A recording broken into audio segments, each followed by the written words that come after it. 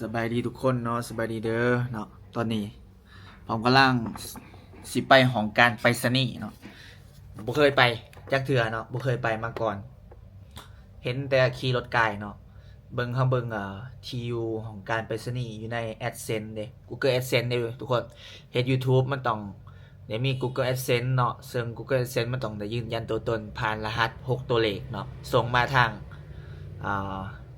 รหัสพินเนาะรหัสเป็นพินเนาะส่งมาในจดหมายเนาะแล้วก็กรอกใส่คันว่าบ่ทันมากก็บ่เป็นหยังเนาะมันมีวิธีแบบออนไลน์อยู่แต่ว่าต้องท่าดนแน่เนาะคันว่ามันมาแสดงว่าเอามากรอกใส่ได้เลยเนาะนี่เนาะทียูเฮาเวียงจันทร์ศรีสัตนะ101030เนาะเป็นทียูอันตู่ไปรษณีย์ของเมืองศรีสัตนะเนาะเขาขี่รถไปมันอยู่แถวจินไนโมเนาะขี่รถไปประมาณ15นาทีน่าจะฮอดก็ลองเบิ่งเนาะลองเบิ่งว่าสิได้บ่เนาะสิได้บ่หรือจังไดเนาะลองเบิ่งสิให้ไปแล้วสิเห็นบ่เนาะบางทีก็มันอาจจะยังอยู่ต่างประเทศบ่ทันได้มาฮอดก็มีเนาะก็บ่ฮู้คือกันก็ไปเบิ่งเนาะอยากไปอยากลองเนาะก็ทีมงานผ่านมาก็บ่เคยมีส่วนหลายก็บ่เคยมีไผนั่นไปเอานะเนาะส่วนหลายก็มีแต่แบบถ้ายืนยันขอรหัส3เทื่อแล้วก็ยืนยันผ่านพาสปอร์ตเนาะเฮาก็เคยเฮ็ดเนาะแต่ว่า AdSense ให้มีปัญหาเลยตั้งใหม่เนาะเลยว่าต้องเฮ็ดใหม่ตอนนี้เฮ็ด YouTube บ่ได้เงินแหน่เพลงก็ใน YouTube ยังยังปิดรายได้อยู่ขึ้นเบิ่งก็เฮ็ดใจสู้ซำใดเนาะเพลงอันแค่นี้มันมีอันนั้นระบบ distribution เนาะ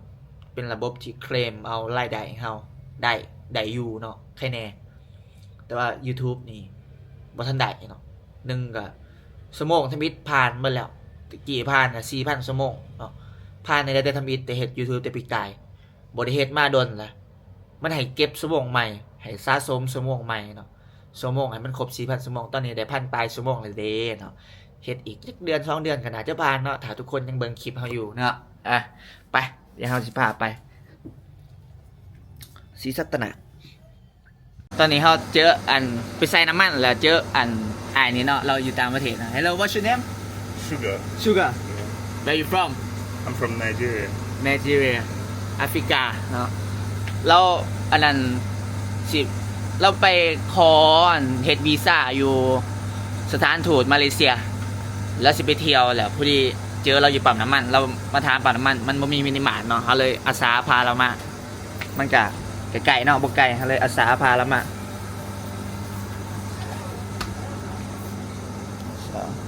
สุดา Yeah. โอเค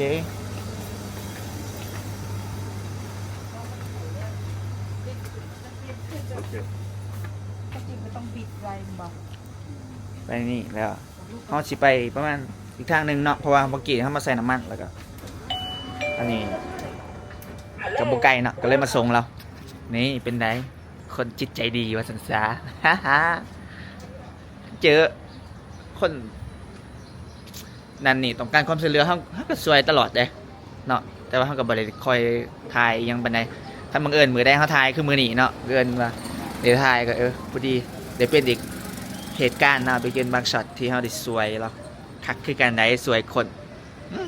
ม่วนแต่ว่าเดี๋ยวถ่าเราจ่ายเงินแล้วก็ไปเดี๋ยวพาเราไปส่งเนาะที่ว่าสิพาเรามาแล้วว่าเราคอยสิกลับจะได้ก็เลยโอเคเดี๋ยวกลับไปส่งเรา กลับไปส่งเรากับไก่ประมาณขี่รถประมาณ2-3 นาทีก็หอดแล้วเนาะบกไก่แป๊บเดียวรถบติดไฟแดงกันนาทีเดียวก็หอดแล้วมันไก่ถามเราแล้วว่าเราเป็นอาจารย์สอนอยู่ลาวเนาะ Let's go Okay. Hi. Hello. Your friends, right? Huh? Your friends? Yes in YouTube YouTube. yeah What's your YouTube handle? What's your YouTube channel? Big Pom BIGPOM Okay. Big Pom Okay. Dr. Dan Big Bomb Dr. Dan. So I will see myself on YouTube. Yes. It's on? Yes. Oh. Today or tomorrow.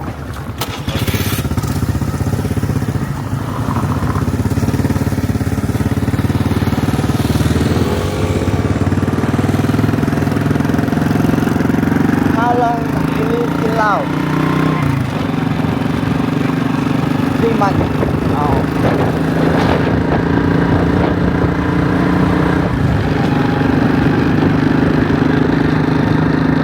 Bomb. Bomb. Call me Bomb. Bomb. Yeah. You are not. Yeah. Artist, but I'm a sell closet also. Okay.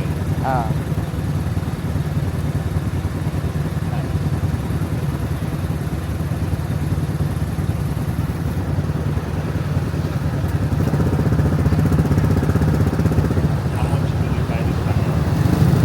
Oh, but 700 เท่าไหร่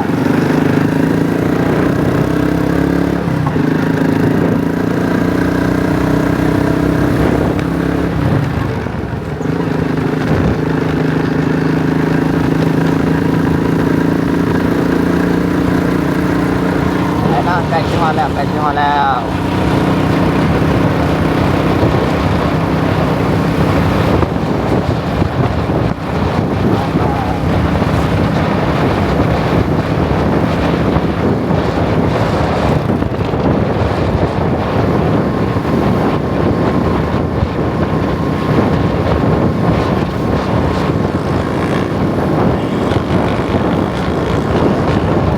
Yeah.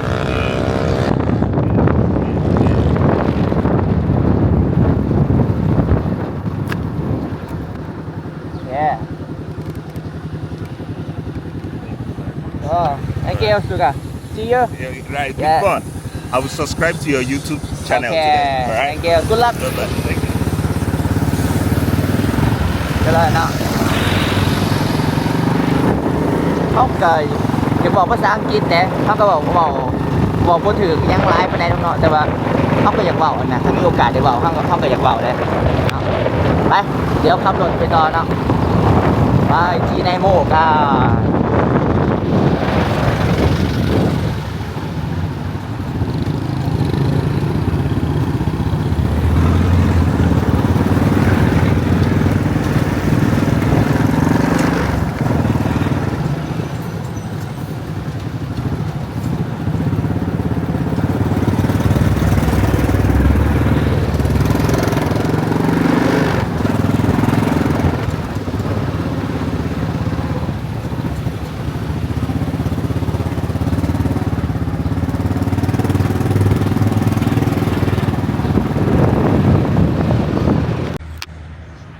เอาละเนาะ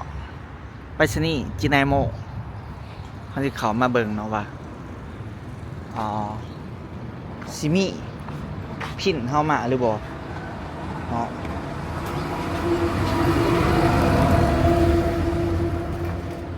สวัสดีสวัสดีอันเฮาอยากมาถามว่ามีอันจดหมายมาทางไปรษณีย์บ่ อ๋ออันตัวบลูทูธนั่นมา อยู่อัน YouTube ยังไม่เห็นนะ แม่นบ่ หลายเดือนแล้วนี่ประมาณเกือบ3 เดือนแล้ว แบบถ้ามันมาเป็นสุดเลยว่ะ มันมาตะกี้เห็นมันก็ม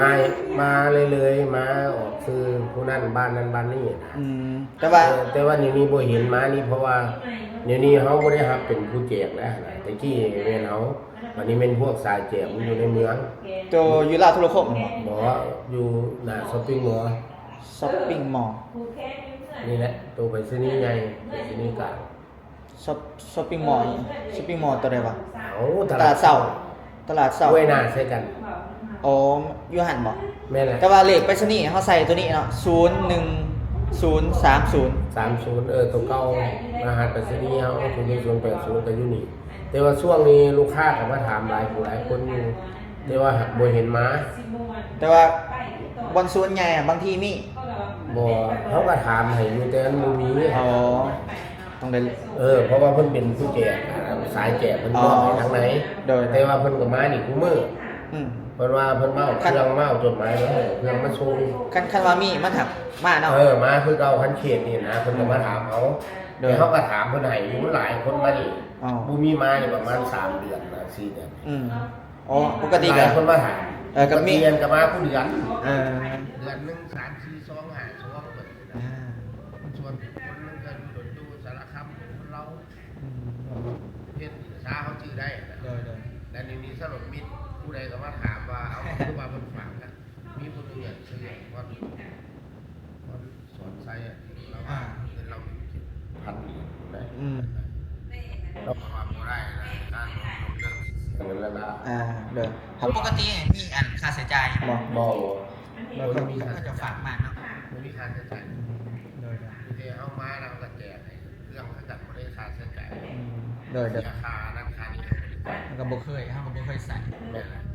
เพราะว่าเครื่องเขาจัดมาเขาก็บ่ได้เสียค่าใช้จ่ายอย่างมีแต่เอาโทรหาลูกค้ามาเอาเท่านั้นแหละ ไปซะนี่นี่เฮาอยากฝากเครื่องเขายังก็แบบคนส่งยังนี่บ่ แม่นแหละ อ๋อ เขาส่งตามเดิม เฮาบ่เข้าใจปานใด ฝากไปทาง ฝากไปต่างประเทศก็ได้ ทุกประเทศมันได้บ่ได้อยู่มันจะช่วงลงเงินที่อเมริกาอยู่ประมาณ ตั้งแขวงก็ได้ฝาก นัก เครื่อง แข่งภายในก็ได้คนจะต้องฝากคนเมื่อวาน17 แข่งนะเพราะว่าเขากำลังฝากได้ไหนมาเขาบ่ได้ โดย มีแต่ว่าเขาจะอยู่ทุกเขาบ่อยู่ในนี้เขาว่าถามให้ก็ได้ถามผู้ส่งแล้วโดยเอาเครื่องมามือเป็นเมาเครื่องฝากเขาบอกว่ามีมาเขาว่าบ่ให้จดหมายธรรมดาเขาเอาเป็นหยังเขาว่ามันรู้เขาเฮ็ดอีกมีไหมเขาบ่ฮู้หรอกว่าผู้ว่าแจกเครื่องเราพอลูกค้ามาถามพระเจ้าหลายคนนี่ ก็ถามเรายูทูบเขาเอาเงินแท็กซี่จดเบอร์ไว้นี่แต่พอเห็นมาจากเพื่อนเขาก็พูดถึงสิบเท้าเนาะมันเป็นตัวเลขเพื่อนเพราะว่าจดหมายลงทะเบียนเขาบนยูพร้อมอยู่ได้อันนี้จดหมายยูทูบนี่จดหมายธรรมดาตั้งแต่มันใส่ที่ยูมากับยังบริษัทเกียรนะมันใส่เป็นซื้อแล้วกับบ้านแล้วก็แล้วโอ้ยอันผู้เจ้าของคนละเอียดสำหรับกับบริษัทใส่แต่บ้านมาให้เขาเห็นแต่ว่าบ่เห็นมานี่ประมาณ 3-4 เดือนแต่ว่าแจ้งว่านี่หลายคนตัวบ่มีคันมีมาโทรเด้อครับบ่เห็นมันบ่เห็นบ่ตั้งบ่มีจักซองพุ่นน่ะคันแบบว่าเดือนนึงมา2ซองสิยังไขแต่กี้เห็นมันมาดูเดือนนึงมันมาอยู่4-5ซองผู้เก่าน่ะผู้สารคามคนเราดูแลแต่ผู้เก่ามันเห็นนั่นแล้วนี่บ่เห็นยอมรับบ่มีโอเคท่านเดี๋ยวถ่ายประมาณเดือนหน้าเฮามาถามเบิ่งซึม กันว่าจังไหนมีแต่ว่าเดี๋ยวมาถามเอาก็ได้คันว่าเจ้าจดซื้อไว้บ่อันมีเบอร์โทรหาเบอร์โทรสาขานี่มีบ่ มีแต่เบอร์เฮา โดยขอเบอร์ 5448 5448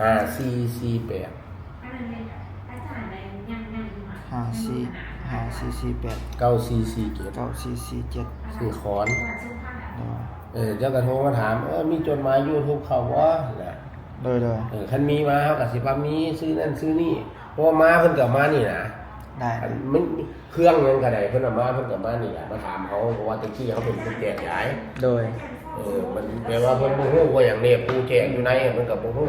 คันเบอร์โทรเบอร์หยังเพิ่นโทรมาเพิ่นก็ให้เขา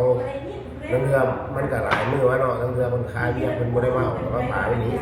มื้อนึง2มื้อเพิ่นก็มาเอาแล้วเพิ่นว่าปาไว้เด้อเพิ่นเคยมาเอาลูกค้าเก่าแปลว่าเพิ่นมาปานี่เขาก็ดูแลว่ามีแต่เพิ่นมาเซ็นเอาก็เขาก็รับแจกให้ซอยเพิ่นฝากเครื่องยังอะไรเป็นกิโลบ่นั่นแหละได้เป็นกิโลเริ่มต้นเท่าไหร่มันน่ะก็ตามปริมาณน้ำหนักมันชั่วหลายมันน่ะคันไปท่าประเทศมันเป็นอีเมลจังซี่มันไปเท่าละครึ่งโล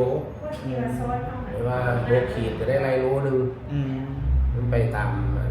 ระบบมันว่าอยู่ในความมุ่งเบิดโดยราคาแล้วคือออกด้วยมุ่งเบิดน้ำหนักน้ำหยังออกด้วยมุ่งเบิดบางทีมีโอกาสจะฝากเครื่องฝากคล้องไปให้พี่ให้น้องนะแม่นเลยเนาะ แม่น เป็นอีกทางเลือกหนึงเฮาก็บ่เคยใส่ปานใด เออ ก็บ่ค่อยรู้ปานใด เรื่องนั้นกับตะกี้มันก็วงไว้อาทิตย์หนึง50มื้อ ต่างประเทศบ่ ต่างประเทศ ก็ ป ไว้ ระมาณลังเทือประมาณ5มื้ออาทิตย์หนึง เออ มันถึงเกี่ยวไว้นะตะกี้นะ เอาอยู่ทางยนต์บ่เขาจะ จะ ไว้ เรียนแหละ อืม มันไปตามลำดับที่มาฝากมันเขาเป็นเอาเขาไปไหนเขาไปไหนปิดอยู่ไหนจะส่งออกไปนั่นเลยนะบอกเลยว่าฝากน้ำเขาเราเป็นสิไปส่งอยู่เดินบินไปปิดอยู่ไหนอีก โดย มันไปตามขั้นตอน โอเค นี่ว่ามันจะระบบของเขาเนาะไอ้สนีมันจะเพื่อกับเสียไว้กับไว้เดี๋ยวมันเสียซ่ามันจะซ่าทีนี้เขาห้ามฝากเราไม่ได้บอกมันมาเอาแล้วก็แล้วปิดเขาแล้วก็มันก็ไว้ไหนยังปิดไหน เออ เจอลายมาฝากผมมาเอาทุกมือนะอันนี้มันวินเขาเราไม่ได้อยู่ไหนมันได้ปิดตรงนี้เพิ่น แต่ว่าเลขไม่ใช่ได้อย่างถือเนาะ 01030เป็นตะกี้ เดี๋ยวนี้ 080 80มาเดี๋ยว ตัวเดียวกันนั่นแหละเพราะว่าตะกี้เป็นรหัสนั้นเพิ่นกลับมานี่เก่า อ๋อ เพราะเพิ่นจะชื่อมีแต่มันเปลี่ยนรหัสใหม่ เลยขอบใจเด้อ เลย ขอบใจ แต่มันมีมาเที่ยวถาม เลยบางทีก็โทษถาม ก็ถามเขาบอกเป็นผู้บริวารแล้วเลยขอบใจเด้อบ่ท่านมาเนาะเพิ่นว่ามันบ่ท่านมาโดนละAdSense YouTube บ่ค่อยมาเนาะกระเทินได้มาทางนี้แหละสิพาทุกคนไปเบิ่งทางที่มีโอ้บ่ท่านต้องพาแฟนไปเวียดก่อนเนาะลืมไปบ่ท่านได้ไปส่งแฟนไปเฮ็ดเวียดแล้วบ่สบายนะแล้วคลิปนี้ก็สิเบิดซะมีแล้วเนาะคันสั่นก็ได้เนาะคลิปนี้ก็เป็นคลิปมาของการไปรษณีย์เนาะขังทมิตรของการไปรษณีย์ขังทมิตรเนาะเป็นประมาณนี้เลยว่าสิมาเอาแต่กับบ่ทันได้เนาะอันนี้บ่ได้ตีทางใดๆเนาะระบบเขาเจ้าทางพุ่นเพื่อสิส่งมาแต่ต่างประเทศเนาะมันบ่แม่นง่ายเนาะเพื่อมันสิได้นะเฮาก็จอบมาถาเนาะอีกอย่างเฮาก็ได้ความรู้ใหม่ก็คือได้รู้ว่าไปรษณีย์นี่มันเฮ็ดเวียกแบบใดเนาะไปรษณีย์ก็จะเฮ็ดเวียกแบบใดเนาะแล้วก็ระบบมันเป็นจังไดอย่างนั้นนี่เฮาก็รู้เนาะแล้วก็มีเบอร์ติดต่อเพิ่นไว้เนาะเวลาหอบหน้าก็โทรใส่อย่างนั้นนี่ก็ได้เนาะได้คอนแทคเลยเด้เนาะก็มาบ่ได้เสียเที่ยวดอกเนาะถือว่าได้มาขี่รถลิ้นเนาะทุกคนเนาะโอเคประมาณนี้เด้อคลิปนี้บ๊ายบายแล้วเจอกันคลิปหน้า